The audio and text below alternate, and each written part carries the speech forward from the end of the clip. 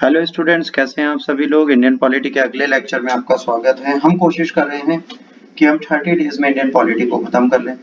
थोड़ा मुश्किल काम है, अगर 2 घंटे डेली करें तो भी 60 आवर्स होते हैं। 100 टू 120 आवर्स अप्रॉक्स लगते हैं अगर हम प्रॉपर्ली किसी चीज को समझते हैं। हमारी लिस्टिंग आगे बढ़ चुकी है। हम स्टेट लेजिस्लेचर की बात कर रहे हैं। ये एक इंपॉर्टेंट लेक्चर है, लेक्चर नंबर 33 हमारा चल रहा है।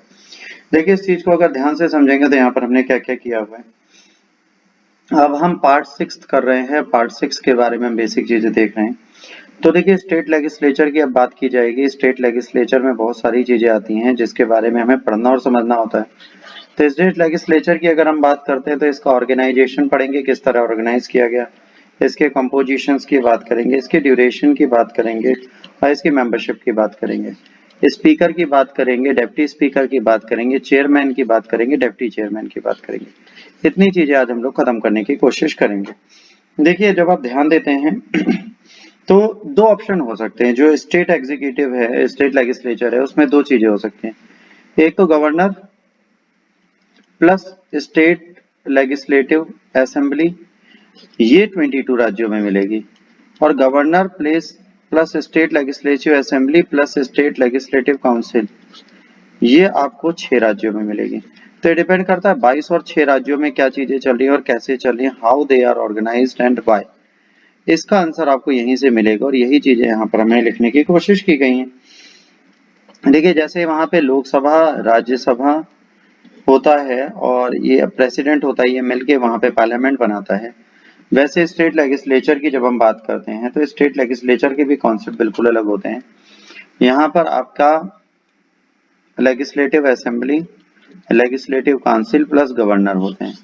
तो देखिए, लेजिस्लेटिव काउंसिल बहुत कम जगह पर है, लेजिस्लेटिव असेंबली हर जगह पर है। ये चीज आपको याद रखनी है। पार्ट 6 का आर्टिकल नंबर 168 से लेकर 212 तक आप पढ़ेंगे तो इसमें सारी चीजें आपके सामने आ जाएंगी जिस चीज की हम अभी बात कर रहे हैं। इसमें ड्यूरेशन, इनका कंपोजिशन, इनके ऑफिस, सब के बारे में हमें बातें पता चल जाएंगी। वही बेसिक चीजें हैं जो हम पढ़ते और समझते हैं।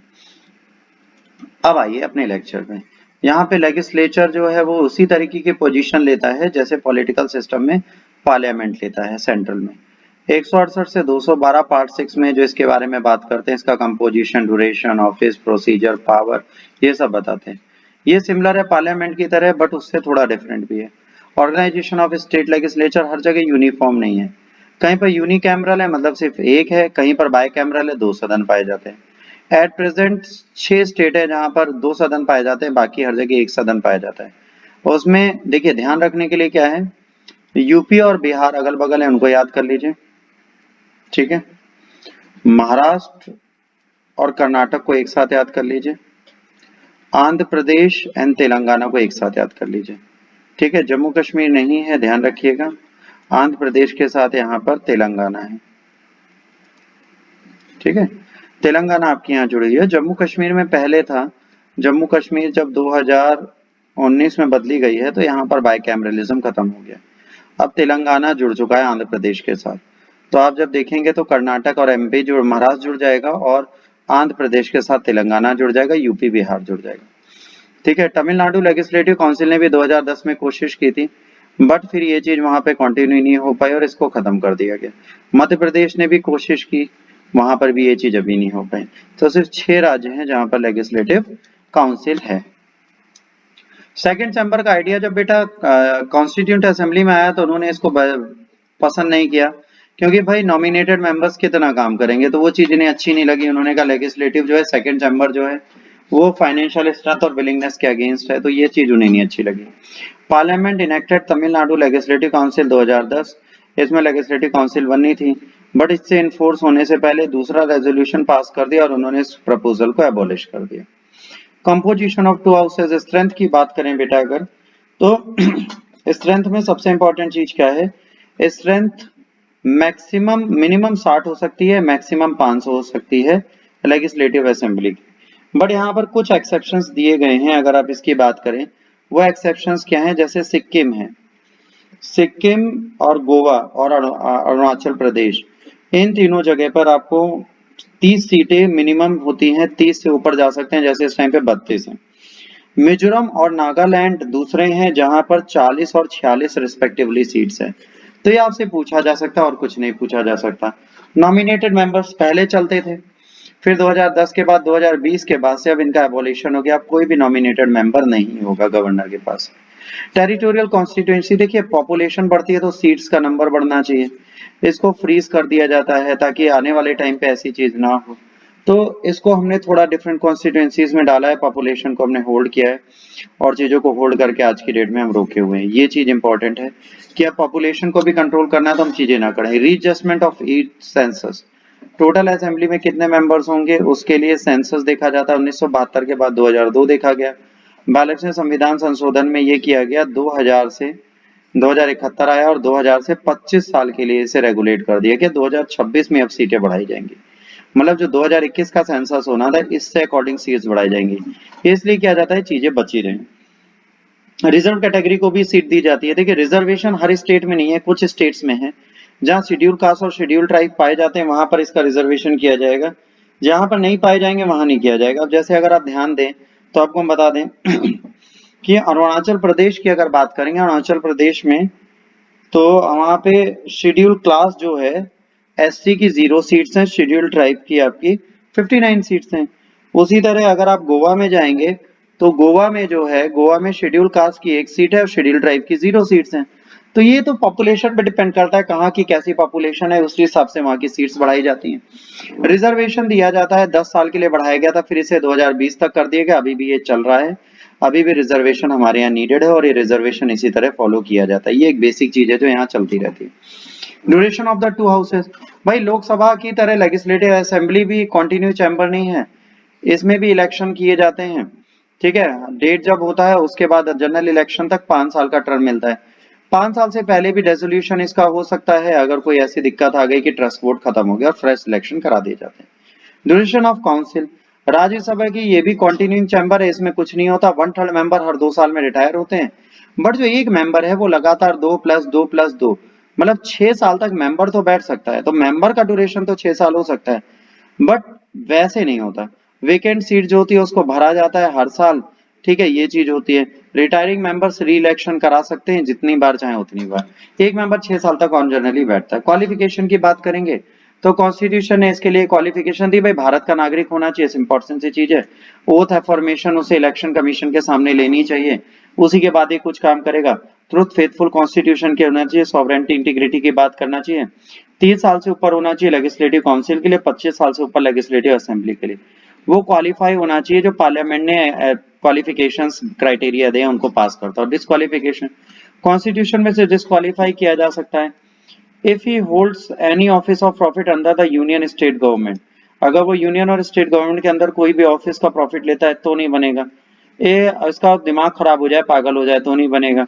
अगर वो इंसॉल्वेंट दिवालिया हो जाए तो उसे हटा दिया जाएगा। अकॉर्डिंग टू पार्लियामेंट उसके पास कुछ एडिशनल क्वालिफिकेशन होना चाहिए।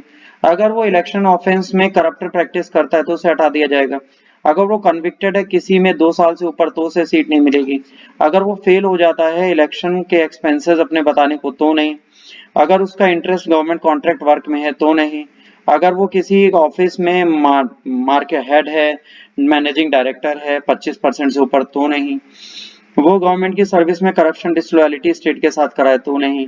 वो किसी ग्रुप के साथ ब्राइबरी या एनिमिटी रखता है तो नहीं। देखिए ये सारी जो हैं ये जरूरी नहीं है, इनके लिए डिपेंड करता है, ये स्पीकर साहब डिसाइड करते हैं क्या होगा। ओथ एंड एफर्मेशन कॉन्स्टिट्यूशन के लिए कस्में खाता है, इंटीग्रिटी सॉवरेनिटी के लिए बात करता है, फेथफुल होता है अपने ऑफिस के लिए। देखिए कस्में तो खानी पड़ेंगी, उसके बिना काम चलता नहीं है ना। उसको इम्यूनिटी मिलती है। Person is liable for the penalty 500 for each he sits and votes for the member in house. वो ओथ लेता है, अगर वोट में पार्टिसिपेट्स नहीं करता हाउस में एलिजिबल नहीं होता प्रिविलेज और इम्यूनिटीज के लिए जब तक कि वो चीज नहीं करता। Before taking the subscribe prescribed affirmation उसको अपनी क्वालिफिकेशन पता होना चाहिए। डिस्क्वालीफाई हो सकता है उसकी मेंबरशिप अगर उसको नहीं पता है ना। क्वालिफाई हुआ है जब उसको प्रोहिबिट होता है सीटिंग या वोटिंग से, पार्लियामेंट अगर कोई लॉ बना के चाहे तो उसको वहां रोक सकती है। Vacation of the seat, dual membership legislative assembly legislative council दोनों का मेंबर बन जाता है तो एक हाउस से उसको ऑटोमेटिकली हटा दिया जाता है। डिस्क्वालिफिकेशन अगर लेजिस्लेचर का मेंबर है और ये बिकम बन जाता है लगे if he as a member of legislative subject to any disqualification, कोई भी डिस्क्वालिफिकेशन ऐसे हटा देंगे। रिजाइन करना, अगर रिजाइन कर देता है तो उसे एक्सेप्ट कर लेते तो सीट खाली हो जाती है एब्सेंस।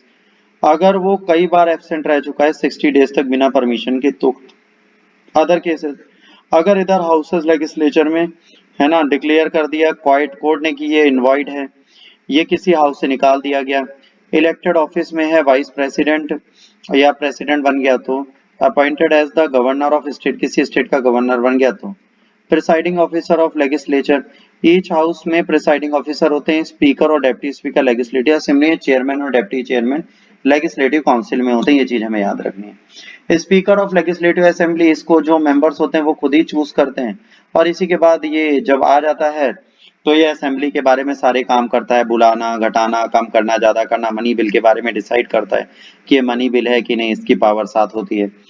डिस्क्वालिफिकेशन मेंबर की भी यही डिसाइड करता है 10th शेड्यूल के तरह एंटी डिफेक्शन लॉ में। डेप्टी स्पीकर जो होता है वो भी यही इलेक्ट करते हैं पार्टनर मेंबर्स खुद ही, और उसको उनकी जगह पे जरूरत होती है तो बैठाया जाता है। वो भी मेंबर ऑफ द असेंबली होता है, वो भी रिजाइन कर सकते हैं अगर चाहे तो ये सीट विकेट कर सकते हैं स्पीकर को देकर। इनको मेजोरिटी अगर स्पेशल आती है तो इन्हें हटाया जा सकता है, ठीक है, 14 दिन के एडवांस नोटिस पे। चेयरमैन ऑफ द काउंसिल भी जो होते हैं, जैसे वहां पर वाइस प्रेसिडेंट होते हैं, यहाँ ऐसा कुछ नहीं है क्योंकि वाइस गवर्नर है ही नहीं, ये भी काउंसिल से ही चूज किए जाते हैं, इनको भी बनाया जाता है। वन स्पेशल पावर होती है चेयरमैन के पास जो इनके पास नहीं है, आर्च स्पीकर के पास जो चेयरमैन के पास नहीं है, कि मनी बिल को ये डिसाइड नहीं कर सकते। Speaker decide whether is a money bill, इनके पास ही नहीं है। In the case of speaker, salary allowances of the chairman are also fixed by the state legislature. State legislature ही इसको फिक्स करता है कि कैसी इनकी सैलरी होगी और ये कंसोलिडेटेड फंड ऑफ इंडिया से ही निकाली जाती है। Deputy chairman of the council, वहीं के मेंबर्स में से एक डेप्टी चेयरमैन बनाया जाता है, मेजोरिटी उसको भी हटा सकती है 14 दिन के एडवांस नोटिस में। चेयरमैन नॉमिनेट होते हैं अमंग्स द मेंबर, पैनल से वाइस चेयरमैन भी आते हैं। Any one of them can preside over the council, अगर डेप्टी चेयरमैन और चेयरमैन नहीं है तो कोई भी मेंबर उठ के उसकी प्रेसाइडिंग को देख सकता है। उनको सेम पावर मिलेगी जो चेयरमैन को मिलती है प्रेसाइडिंग के टाइम पे, है ना, until a new panel of a vice chairman is not nominated, जब तक कि वाइस चेयरमैन का एक न्यू पैनल नहीं अपॉइंट होता तब तक उनको वही प्रिविलेजेस मिलेंगी जो चेयरमैन को मिलती है। तो यहाँ तक अब हमारी बेसिक चीज होगी। अब लेजिस्लेटिव असेंबली और लेजिस्लेटिव काउंसिल काम कैसे करती है, कितने सेशन होते हैं, क्या होते हैं, उसके बारे में अगले लेक्चर में बात करेंगे। लेजिस्लेटिव काउंसिल का भी नेक्स्ट लेक्चर और आएगा पार्ट 2। तब तक के लिए गॉड ब्लेस यू और टेक केयर। जय हिंद, वंदे मातरम।